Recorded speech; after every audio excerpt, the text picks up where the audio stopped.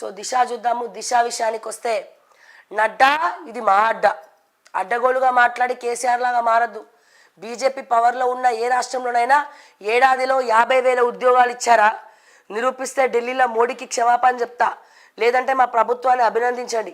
కిషన్ రెడ్డి దొంగలతో చేరద్దు. నల్గొండలో ఫ్లోరైడ్ మహమ్మారిని పాతిపెడతాం.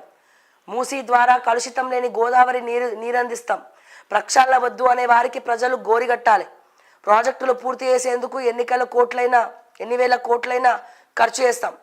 నల్గొండ బహిరంగ సభలో Revanth Reddy Yadadri thermal power plant జాతికి అంకితం. బ్రాహ్మణ వెల్లంల లిఫ్ట్ మెడికల్ కాలేజీ ప్రారంభోత్సవం అట. ఎస్, ఇక్కడ నేను చెప్తున్నా ఏంటంటే రేవంత్ రెడ్డి గారు ఇక్కడ ముఖ్యంగా నల్గొండలో ఫ్లోరైడ్ మహమ్మారిని పాతి పెడతామంటున్నారు కదా. ముందుగా నేను ఏమంటున్నా, గత ప్రభుత్వము పాలమూరు జిల్లాల వద్దని రైతులు ముత్తుకుంటా ఉంటే బీఆర్ఎస్ పార్టీ కమిషన్లు తీసుకొని డబ్బులు తీసుకొని రైతుల నోట్ల మట్టి కొడుతూ చిత్తనూరు ప్రాజెక్టు తీసుకొచ్చింది.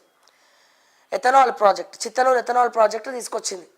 సో ఆ ఎథనాల్ ప్రాజెక్టు మహబూబ్ నగర్ ప్రజల యొక్క శాపం. అంటే వాళ్ళకు ఎక్కడైతే మీరు నల్గొండలో పాతి పెడతాం అని చెప్పి మీరు అంటున్నారో చాలా సంతోషం. ఫ్లోరైడ్ని మీరు పాతి పెడతాం అంటున్నారు, నిర్మూలిస్తామంటున్నారు, చాలా సంతోషం. కానీ నేను చెప్పేది ఏంటంటే అధ్యక్ష, ఎక్కడైతే మీ సొంత ఉమ్మడి మహబూబ్ నగర్ జిల్లాలో మరి ఈ కొత్త ఫ్లోరైడ్ రాబోతుంది. ఎథనాల్ వల్ల చాలా పంట పొలాలు నష్టపోతున్నాయి. ఆ బ్యాక్ వాటర్ మొత్తం నల్లా నీళ్ళకి పోయి కోయల్ సాగర్లో కలిసిపోయి ఆ కోయల్ సాగర్ నుంచి అందరూ పాలమూరు జిల్లా వాసులందరూ ఆ నీళ్లు తాగుతున్నారు. సో లేనిపోని సమస్యలు వస్తూ ఉన్నాయి. రేవంత్ రెడ్డి గారు, మీ సొంత జిల్లా సంగతి ఏం చేస్తారు? ఈ జిల్లాలో ఫ్లోరైడ్ని అరికట్టండి, చాలా సంతోషం. కానీ గత ప్రభుత్వము అన్ని పార్టీస్లో ఉన్నటువంటి పార్ట్నర్లు ఎవరైతే ఉన్నారో వాళ్ళు ఎథనాల్ని తీసుకొచ్చినారు. ఎథనాల్ ఫ్యాక్టరీని ఎక్కడ తీసుకొచ్చినారు? రైతుల నోట్లో మట్టి కొట్టినారు. ఆ రైతుల ఘోష పడుతున్నారు. రైతులు పాదయాత్రలు చేసి వద్దని చెప్పి, కానీ ఆపలేదు. బీఆర్ఎస్ వాళ్ళు కళాఖండిగా మేము ఆపం అని చెప్పి వాళ్ళ మీద లాఠీ చార్జ్ చేయించినారు. ఆ బ్యాక్ వాటర్ అంతా ఇప్పుడు నల్లా నీళ్ళకి పోయి అదే నీళ్ళు కోయల్ సాగర్లకు పోయి కోయల్ సాగర్లకు వెళ్ళి నల్లా నీళ్ళకి పోయి ఉమ్మడి పాలమూరు ప్రజలు తాగుతున్నారు. మరి దాన్ని అరికట్టండి. అది మీ దృష్టికి తెచ్చుకుంటలేరా? మీ దృష్టికి తెచ్చుకోండి, ఆ రిపోర్ట్స్ తెచ్చుకోండి, ఏమవుతుందో తెచ్చుకొని దాని గురించి కూడా అరికట్టండి అంటున్నాం మేము.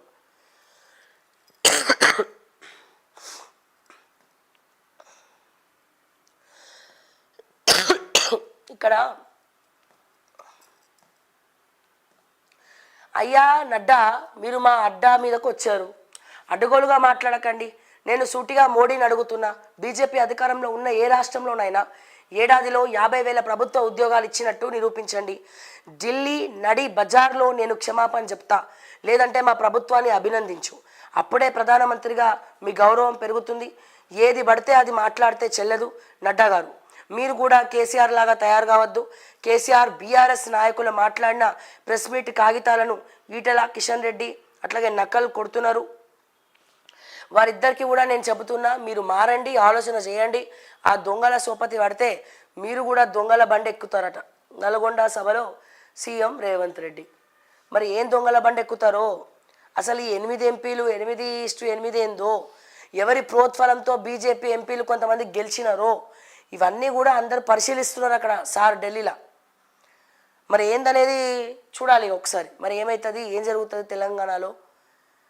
ముందు 2025లో విపత్కర పరిస్థితులు, రాజకీయాలు మారబోతున్నాయి, తారుమారు అవ్వబోతున్నాయి.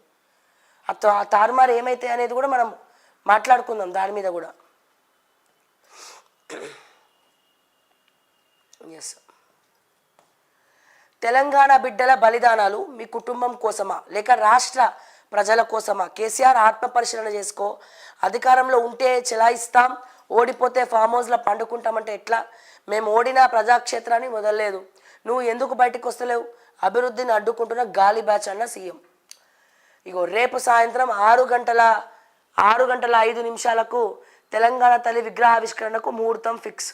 మహిళలతో ఆవిష్కరింపజేసేందుకు సీఎం ఆలోచన. 1,00,000 మంది మహిళలకు సర్కార్ ఆహ్వానం. రాహుల్ ప్రియాంక టూర్పై సందిగ్ధం. సెక్రటేరియట్ ఆవరణలో ఏర్పాటు చేసిన తెలంగాణ తల్లి విగ్రహాన్ని రేపు సాయంత్రం 6:05 ప్రారంభించనున్నట్టు ప్రభుత్వం అధికారిక ప్రకటన విడుదల చేసింది. ఈ కార్యక్రమానికి హాజరయ్యేందుకు 1,00,000 మంది మహిళలకు ఆహ్వానం అందించినట్టు సిఎస్ శాంతికుమారి తెలిపారు. వారి చేతుల మీదుగానే విగ్రహాన్ని ఆవిష్కరింపజేయాలని సీఎం రేవంత్ రెడ్డి ఆలోచిస్తున్నట్టు సమాచారం. ఎస్, మరి విగ్రహం ఆగుతుందా, ఆవిష్కరణ ఆపుతారా? ఎందుకంటే మొత్తం కాంట్రవర్సీస్కి దారితీసింది. ఎవరికి కూడా నచ్చలేదు. ప్రజలకు కూడా ఎక్కువ శాతం, అధిక శాతం ప్రజలకు కూడా ఎవరికి విగ్రహం నమూనా అనేది నచ్చలేదు, మెచ్చలేరు వాళ్ళు. సో మరి ఇదేమైనా ఆగేటట్టే ఉంది. కొంతమంది కోర్టులో కేసు వేయబోతున్నారని కూడా చెప్తా ఉన్నారు. చూడాలి మరి ఏమవుతుందో. డిసెంబర్ 21